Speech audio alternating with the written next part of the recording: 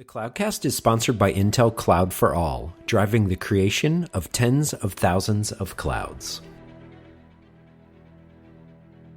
Cloudcast Media presents from the massive studios in Raleigh, North Carolina. This is the Cloudcast with Aaron Delp and Brian Gracely, bringing you the best of cloud computing from around the world. Good morning, good evening, wherever you are. Welcome back to the Cloudcast, coming to you live from the massive studios here in Raleigh, North Carolina. Just me tonight. Aaron is dealing with some issues. Everything's good on his end, just sometimes we all get busy. A couple of housekeeping notes before we jump into the show. First and foremost, I want to thank everybody who made a contribution to the Krispy Kreme Challenge.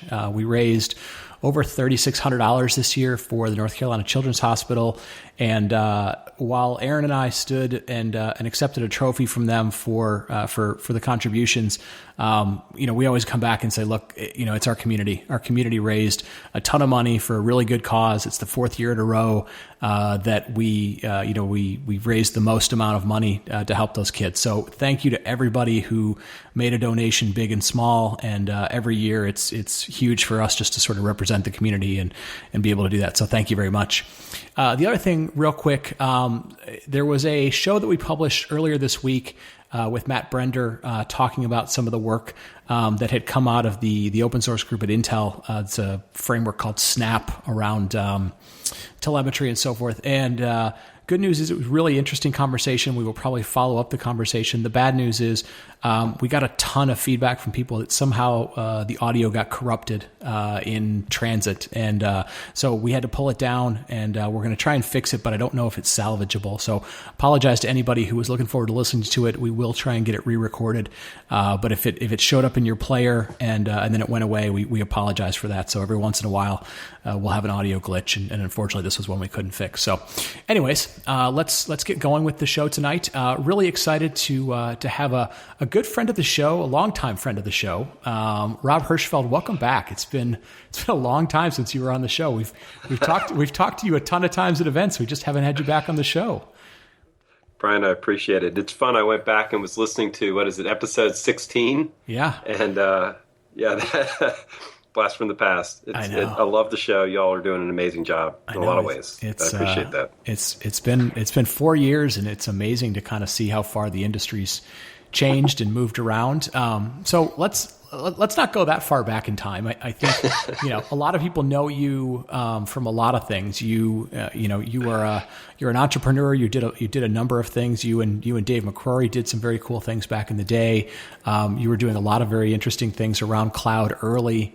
Automation, OpenStack at Dell, and then you branched off and you've been building a lot of things. You've been, what used to be called Crowbar, Open Crowbar, and now is called Digital Rebar. But tell us about your new company, about RackN. What have you been working on, and what are the things that you're passionate about right now? Oh boy, there's a ton. This is a really exciting time to be in the industry because we're changing so much. It really feels more disruptive even than the early days. When we were first doing cloud way back. And so what we've been doing in RackN is we've taken this project that we started 5 years ago at Dell, and Digital Rebar is really a third generation of it. It doesn't look at all like what I like to call as your grandmother's crowbar. From that perspective, but what we did was it's the same team that started that project, and SUSE still maintains Crowbar 1 for OpenStack, as amazing as that is to me. And we really went back and asked what was the fundamental problem? Mm-hmm. What was causing people to have so much trouble with deployment? Because it's not an OpenStack thing. I think OpenStack gets a huge rap for being hard to deploy, when the reality is data center operations is really hard. Yeah. It's a lot of moving pieces. It's OpenStack by itself is sort of a misnomer. It's, multiple projects doing lots of different scalable things. So yeah, it's a difficult problem. Well, and I think that people don't solve they don't solve or know about a lot of just the data center things you have to deal with, right? Registering servers in DNS and actually figuring out IP allocations and building network topologies. Those really matter. And if you don't put them together in the right way and in the right sequence, it becomes very hard to sustain what you've deployed on it, let alone upgrade it. Right. And what happened for us is that we sort of got to this milestone with Crowbar and OpenStack and then Hadoop, and we reached a point and said, this is really great. And our product management came to us and said, but what we really needed was upgrade. Good job on install, upgrade. Right. We need upgrade. And we literally tore the part, had to tear everything we built apart and take a different approach to be able to do upgrades. And we're not doing OpenStack upgrades. Dell decided to go all in on Red Hat and stop funding the project. And RackN came out of us looking at each other with this basically new approach to how to manage operations in a repeatable, scalable way, not cloud, but the actual ops underneath, the underlay. Mm-hmm. And we felt that was really important, and we went out and started building that. And we got to a point about 6 months ago, and we switched it all to containers. So we took what had been Open Crowbar, and we said, this is great, but it's really hard to install still.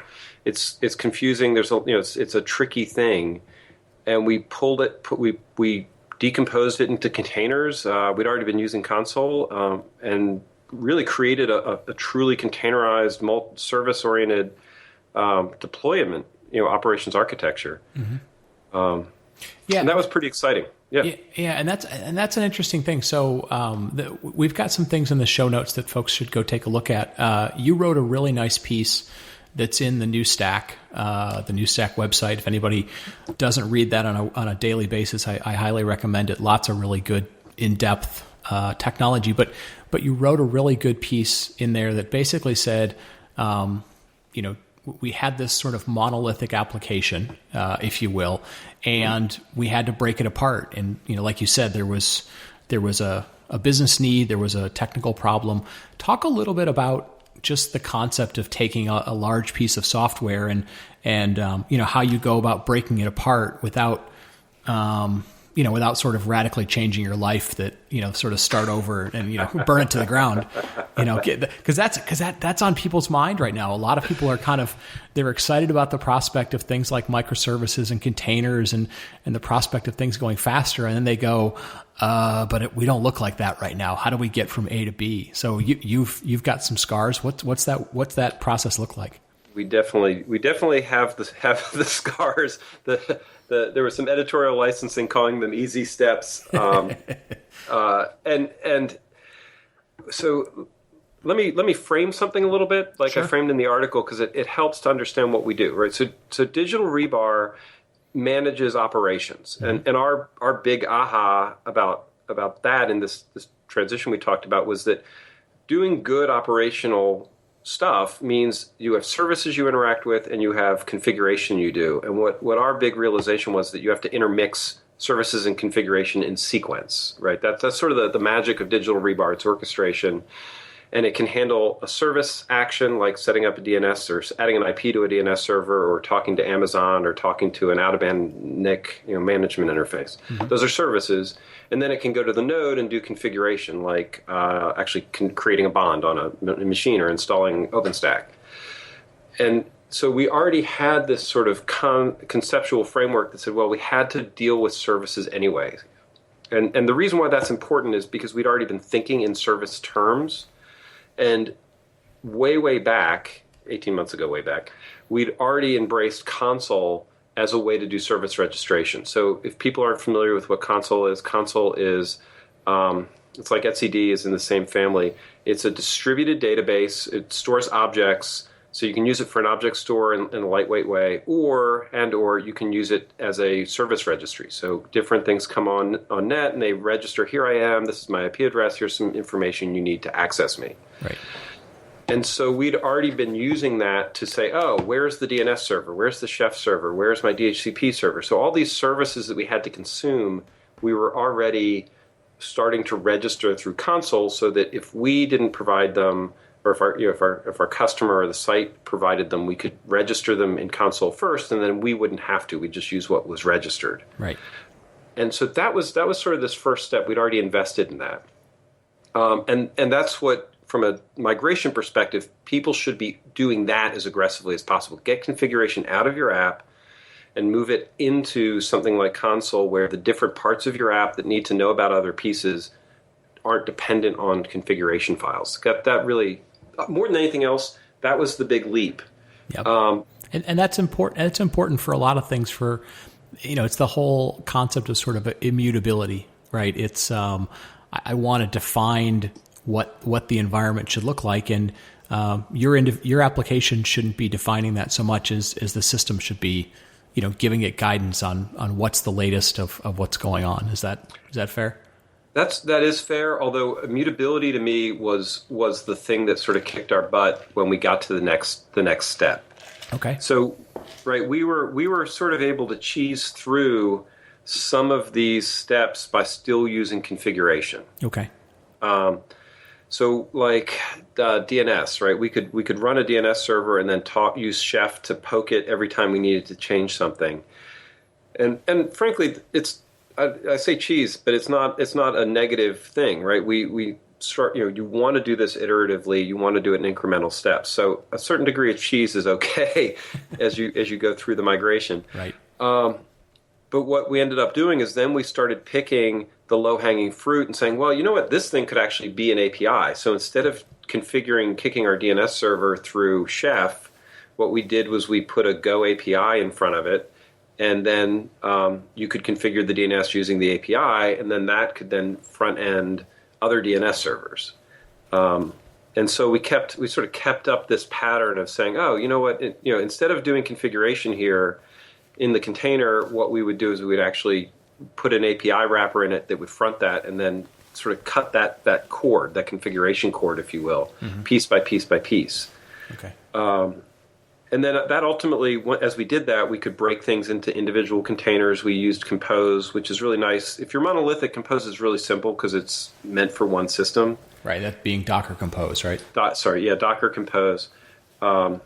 And so what we did was we basically just started cleaving things out and putting these little APIs in front of each service as we went. And we got to a point with that where we got everything running in containers and service discovery and all that stuff, which was really cool until, there's always this pregnant pause with the until we stopped everything and tried to restart it.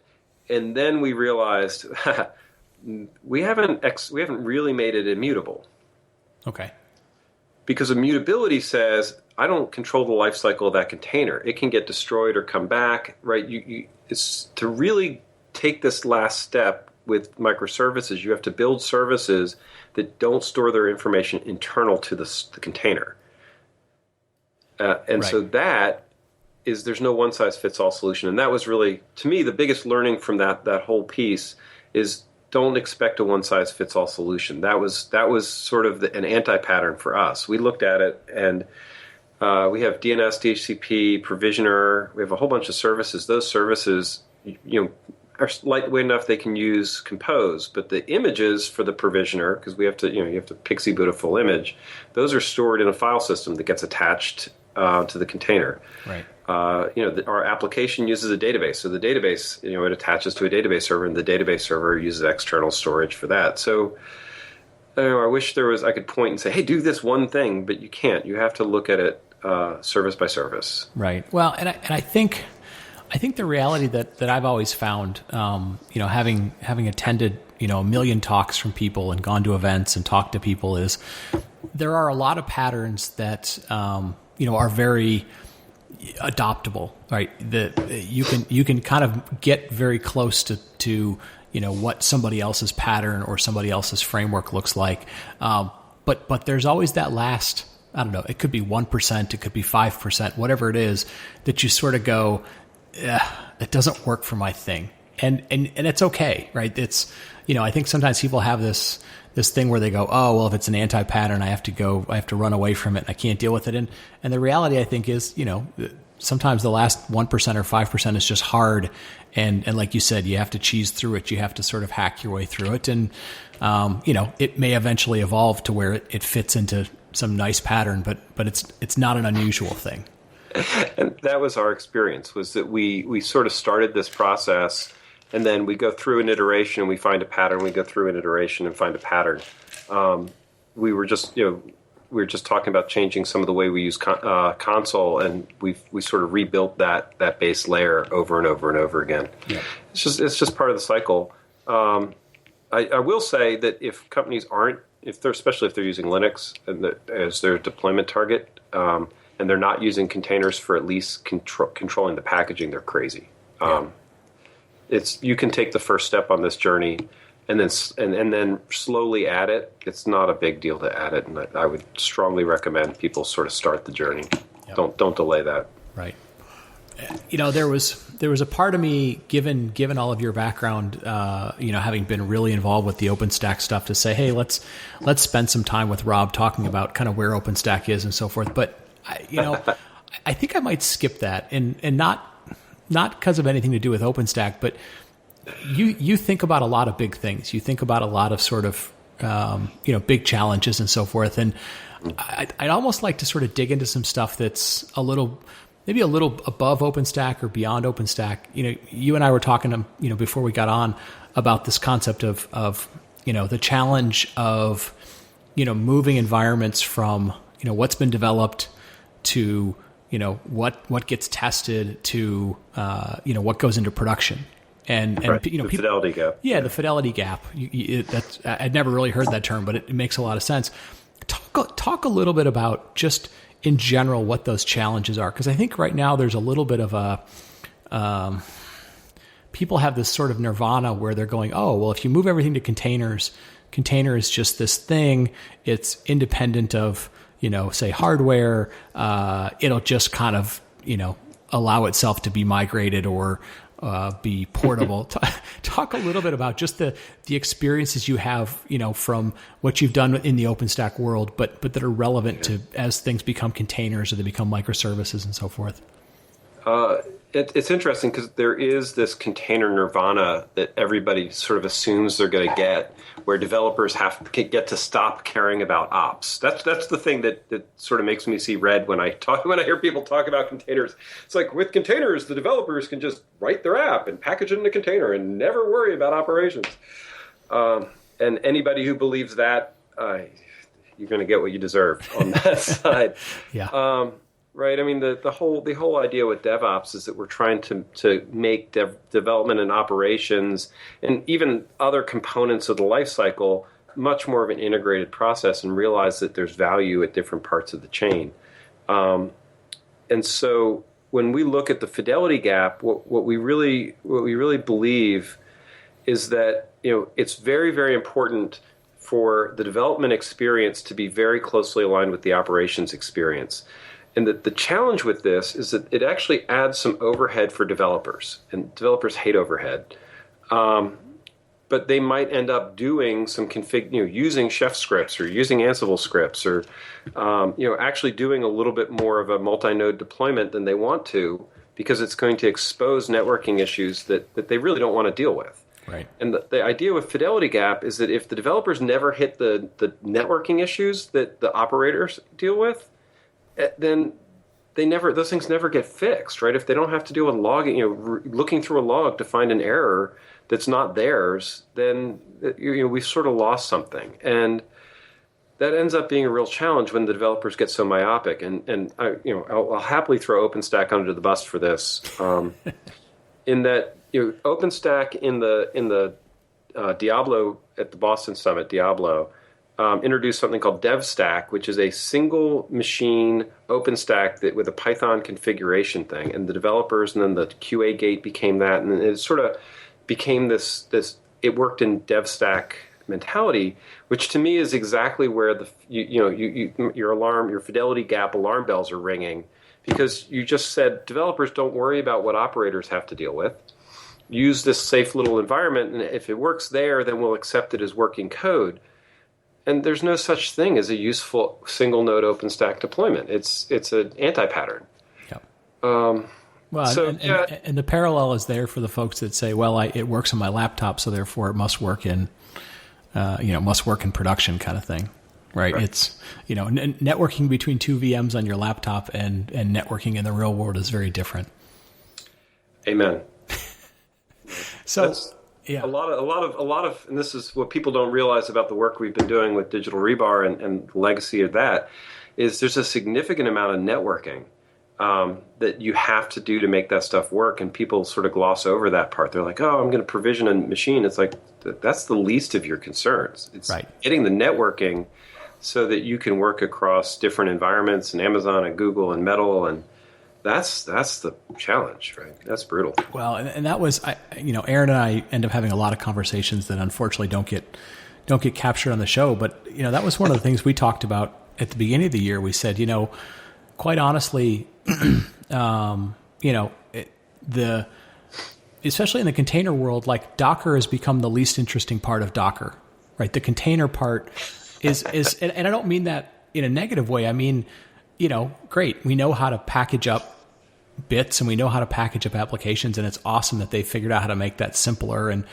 But now you have everything else. You have, how do I attach data and storage and file systems? How do I network these things? And it's cool. We're seeing a lot of really interesting innovation around people, how people do networking. But, I think what people are going to quickly figure out, and Docker will be part of this, but the rest of the ecosystem will too, is that all those other things that have been hard for many, many years are going to be equally hard, whether your thing is in a container or it's in a VM or it was on bare metal or it's in a cloud or something. So in some ways they're even harder, right? This is when we migrated everything to containers, networking was abominable because containers generally network through a NAT, and applications freak out when they're NATed. Like real networking, things that do networking freak out when they're NATed. And you're talking about microservices. You're taking a monolithic application that could sort of just communicate internally, and now you're spreading it and requiring network access between all its components. We're about to put a serious hurt on network topology management. So it's good. It is. I tell you what, if you don't believe any of that, go find your local CCIE and take them to a Linux box and say, hey, I want you to configure networking on this Linux box for me. And just watch that sort of head explode. Because having been a CCIE and then having to jump on and somebody tell me like configure IP tables and a bunch of other stuff, you just go, it doesn't look like the networking that I know. It doesn't, it's just different. And now we're embedding it in the kernel and doing other cool stuff. So, and actually, I'll jump in with a short gratuitous plug from that perspective. But one of the reasons why we built the stuff we built with Digital Rebar and Crowbar back in the day is because the networking configurations were so convoluted and complex that nobody could get them right. Yep. That's probably still the case. And we're doing 4 different styles of networking for Kubernetes so people can experiment, and we would do the same thing with OpenStack if we felt like it was a thing we wanted to tackle. But it is so hard to build multi-node networking in a consistent way. You have to automate it. There's just no choice. And one of the reasons we feel like people run aground on this stuff is they don't have good cluster operations stuff to do the security and the networking correctly. Right. Well, and that is so different for people because, I mean, there are so many network operators. I mean, this I don't want this to turn into sort of a bashing, networking or bashing operations. It's containers are different. If you listen to our show a week ago about, with Chris from Pawnee Networks, it's different. If you've listened to us talk to, Alexis from Weave, it's different. And you just, you have to realize, like you said, it has to be automated. Apps just have to be able to come up. They have to discover the services immediately. They have to be given the name and address and all that stuff immediately, and then start working. And if it's anything more complicated than that, it's going to be very difficult. Right. So, you're working on a lot of stuff. Let's talk a little bit about kind of, we're hearing a lot of people that are talking about things like hybrid cloud. They're trying to figure out the difference between, running stuff locally that could be bare metal to virtualized to containers to running them in public clouds. Like, talk about some of the thinking that you've got around that, some of the challenges you're trying to solve, with the stuff you guys are doing at RackN, just across those different domains. So Yeah, we sort of I love this phrase, declare defeat on things. There's certain classes of problems that you don't trying to fix them is silly. You just declare defeat and then you figure out how to protect yourself from it. Hybrid's one of those things I sort of believe is a declare defeat. We're never, I don't think anymore that we should move everybody to a single infrastructure, right? Amazon's not going to become the only cloud you use any more than VMware is, or Metal, or OpenStack, or anything. Yep. And so, you sort of, if you accept that as fact, and then you look at the infrastructure, like, well, we're going to be in a hybrid infrastructure. We're going to have multiple vendors. We're going to have multiple providers. We're going to have, and that actually looks a lot like the PC market did, right, 10 years ago, where it's really the openness comes from having multiple providers. You don't have to have one API to rule the cloud. You can declare defeat and say, well, you know what, we're going to be able to talk to Amazon and Google and Azure and Metal. And that's a lot of what Digital Rebar has done. Our architectural design declared defeat on trying to force conformance and said we're going to decompose all this operational work into very small units and then allow you to swap them in and out like blocks. Yeah. And from a hybrid perspective, we found that was really, really powerful because it let us say, well, we're going to run against Amazon and 80% of these blocks will work, but the 20% that's different between Amazon and Google, we'll just swap those out. Or, we need another, 50% more blocks to run on Metal because we have to do our own networking there. And so, we really started thinking about hybrid in a much more functional way. And this is one of those places where I feel like OpenStack, I'll throw OpenStack under the bus again. I'm not really throwing them under the bus, but I feel like OpenStack is very navel gazing, yeah. Right? And when I was doing DevCore, this is sort of how we do. We want to have OpenStack clouds that are interoperable. And now that I'm sort of stepping back, I'm looking. Well, we actually real users, the people who pay money for things, they want their operations to be portable and interoperable across these different infrastructures, right? They don't have 4 OpenStack clouds. They have maybe one and maybe a partner, but most of them are using Amazon and Google and Azure, and that's where they want interoperability. Yep. Well, and I think what you're pointing out is a really important thing. The industry got kind of wrapped around this axle of interoperability, VMware to VMware and OpenStack to OpenStack, and I think, like, I use this analogy all the time. If you're a C-level person and you're sitting around the table with all the other C-level people, IT is the one group that kind of, goes, well, I'm going to do everything myself. And you look at every other group, like the marketing group has, 3 or 4 functions they do internally and 3 or 4 functions that they outsource to groups that are just far better than them. Finance does the same thing. HR does the same thing. And so I think your approach where you're saying, look, it's maybe not so much about sort of hybrid interoperability, but it's about hybrid operations consistency. Like that's a really important concept. It's like you said, it basically accepts the reality that there will be multiple environments that you want to work with because they're advantageous to your business. And that's an approach, if you can figure out how to do it, you can find the right tools, becomes really valuable as opposed to being mad that the vendors don't have a single standard or, hypervisor standard or whatever standard you're interested in. Right. And that's, to me, it's about, and I think this is the trend maybe even not for 2016, but 2017, is for CIOs trying to take control back. Right. And I'm not saying that they want to own their own infrastructure. What I'm saying is that they want to be able to be the ones making the choice about where they're running their stuff. They don't want a developer to hard code things to Amazon any more than they want them hard coded to Metal. Right. And so, the businesses really need to have control over how they build infrastructure and what they do. And we need to respect that. As much as a vendor, you sort of want to lock people in, right? Oh, I'm a chef shop or I'm a puppet shop. Right. The reality is I haven't met anybody anymore who only used one DevOps tool or one cloud or one vendor of hardware. And the reality is if they do, they're almost always looking for how they escape to that second one. And so it's not a matter of am I A or B, it's the percentages that you have of A and B is what I think people's data centers are going to look like. Right. Now let me I'm going to kind of wrap this up a little bit because we're getting near time. I'm going to put you on the spot a little bit. You're very, very plugged in. You're around the industry. You're kind of hands-on with things. You're down in the operation space. You're getting things working, but you're watching all of this, container orchestration, container frameworks coming along. It's kind of the underlying space you're in now.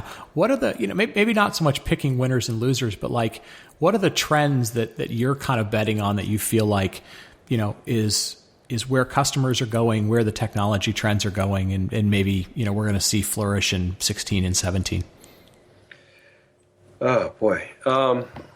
Almost be easier to pick short-term winners. Sure, well, that's fine too. Do that too. Well, I'm not going to make friends. And our perspective for RackN and Digital Rebar is that we're really an operations platform. So we like to let people pick and choose, right? So you can do Docker Swarm or you can do Kubernetes, and and we think that there's an element of that's going on. I do think that container orchestration and networking and storage related to it are going to be huge things. But there's a balance between too simple and too complex. And also community and interactions in community are important. So I've been pretty excited to be working in the Kubernetes community because I think they've got sort of a balance of capability and simplicity. I think tools like Mesos, which are really interesting, they do so much that it's a little bit more for people to figure them out, but still inherit some of the changes, the challenges of Kubernetes. I think Docker is doing some really interesting things, sort of building a more consolidated ecosystem of their tools. Well, they're really becoming a single vendor for that. But it's not quite as much of an orchestration system, so they're taking a different approach. And the guys at Rancher, I think, are doing some really interesting work along those lines. They're sort of sitting in between what Docker's doing and what Kubernetes is doing. So there's a nice spectrum. CloudSoft is sort of between Kubernetes and Mesosphere. So you have this spectrum of people who are working on container orchestration. The things that I watch for, though, are how well they're going to plug into adjacent, and the word adjacencies, I love this word, although most people's eyes glaze over. So adjacency is a technology that's needed to support what you're doing. So in container world, networking, software-defined networking, and software-defined storage are adjacencies. You need them. You need good, strong tools to make the container orchestration work. So those are adjacencies. Those are going to be, we're going to put a lot of stress on those. Just like OpenStack really stressed the SDN market in a lot of ways, it suffered because the SDN market wasn't there or isn't there for what OpenStack needed, at least in the open. And OpenStack really has a bias towards purely open vendors. And then on the other side, the other adjacency that people need to watch out for is if I'm writing a nice little app, my database is an adjacency. Or in service speak, it's a database service. So if you're running Kubernetes in Amazon, you're going to use an Amazon database service to spin up an adjacency of a database. We're not yet at the point where people can really build their full infrastructure on those platforms. They need to think about how they're going to build the adjacencies, and then network, very importantly, network to those things. So if I bring up a database, I'm not necessarily going to run that in Kubernetes. I guess I could. There's a reason why they use Redis as the backend, not Postgres. So somewhere I have to have a Postgres database that has high bandwidth connectivity to the web application I'm spinning up in the containerized. So there's a lot of these little details that people sort of gloss over that I think are really important, I guess because I'm an operations person at heart. Yep. No, that's good. That's where I think, if you jump in on these communities, and I think people should, because this is going to, it really does have tremendous benefits from application management and pipelines and all that stuff. Watch out for the adjacencies because they're going to slow you down. Yeah. No, I think that's great insight. I think, like we said, it's the container is going to be the least interesting part of the container industry in 2016 and so forth. It's getting things into production. It's dealing with dealing with, what real architectures look like. Rob, I'm gonna wrap it up with that. Where can people find you? Where can they interact with you? Out at meetups and events and stuff, or pick your brain, buy you a beer, all that stuff. I'm based in Austin. I'm in the Valley. It seems like every other week. And actually, a lot of people are coming to Austin with OSCON and OpenStack, so I'll definitely be at those shows. And always happy to interact. I am Zehicle pretty consistently everywhere. Zehicle is my Twitter handle and my GitHub handle, and you can track me there. My work is RackN, RackN, and the Rebar project is rebar.digital. I love that URL, or digitalrebar.com, but we always rebar.digital. And come play with us, right? We're at a point where we've on the physical side we've created everything you need to finally take a reasonable replacement for Cobbler, which I feel like is long in the tooth and ready for some real orchestration. Or come play with us on the Kubernetes deployment side, Docker Swarm, and getting multi-cloud orchestration. We're having a lot of fun doing those things. We're still building this stuff up as a startup, so happy to play and entertain people in the community. Very cool. Very cool. And Aaron and I always say, we love guests that sort of live in the dirt, right? They sort of, and I don't mean that in the wrong way. Like, we love people that, have gotten their hands dirty, have figured out, through real usage, the types of problems, and then they went and built the technology that would have been the tool they wanted for their previous life, and then in a lot of cases became commercial vendors and so forth. So folks, Rob's been doing this for a very long time. He has been one of the really pragmatic voices in the industry, talking about how important it is to make sure that operations is included, that you're thinking about operations as opposed to some of the unicorn and fairy dust stuff. So very cool stuff that you've been working on. Cool to see the evolution from Crowbar to Open Crowbar to Digital Rebar, and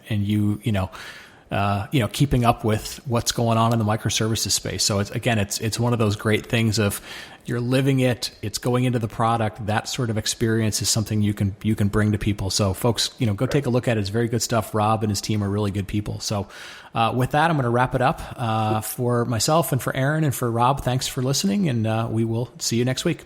Thank you for listening to the Cloudcast. Please visit thecloudcast.net to find more shows, show notes, videos, and everything social media.